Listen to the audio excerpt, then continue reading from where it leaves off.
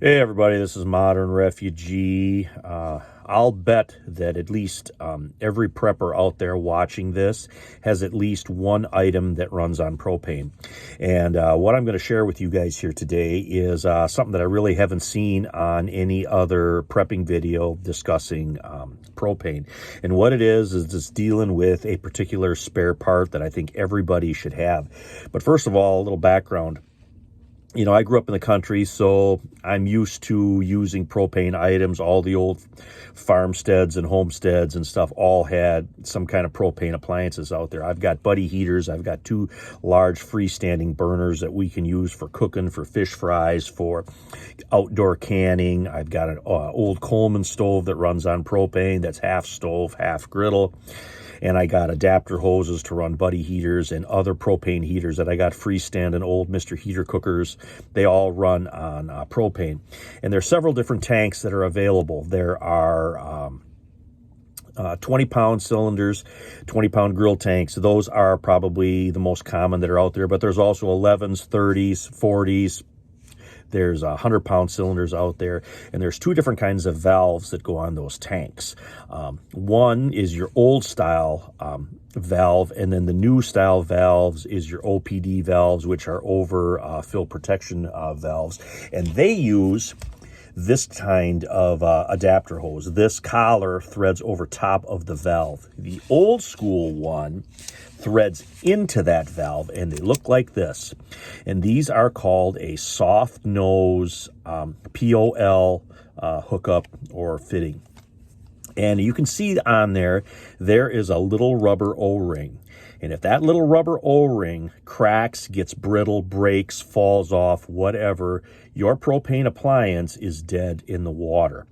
And these small little O-rings right here are relatively inexpensive, and right now they're relatively easy to get. So if you're using a hose, an adapter hose for one of your propane appliances that looks like this, you should keep a couple of these little O-rings around. And I'm actually going to give you the specs on those O-rings. This is what they look like. I'm going to hold this up here so you guys can take a screenshot of it or whatever, or look at it. And I'm also going to read it to you in case the resolution isn't that good, so you guys can know the information as well in case you can't see that. But what this is this is a 9/16 by 3/8 O-ring, and it's 9/16 outside diameter OD by 3/8 inside diameter ID. So it's a 9/16 OD by 3/8 ID O-ring.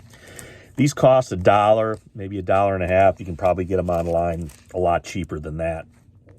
But if you have any of these old hookups right here, you need to have a couple of them little O-rings around, because in the last year, I've probably seen 3 or 4 people that had these, that O-ring was gone, that it cracked, fell off, broke, got brittle, whatever. And the new style tanks that have that new valve where you thread things over, you know, that use this kind, these can crack and break too. So just because you have this setup here that doesn't have the O-ring doesn't necessarily mean that you're out of the woods, because I have seen these break as well. It's just the way things are. But a lot of people will convert stuff over where they don't have to use the 1-pound cylinders, where they can use a larger tank, and they have the hoses. But if you have the hose, you should really have some of these O-rings for spare parts, or a couple of spare hoses laying around to help out with that, because I have seen it before. I haven't necessarily had it happen to me, but it doesn't mean that it can't happen to me. But because you know, people out in the country and stuff are so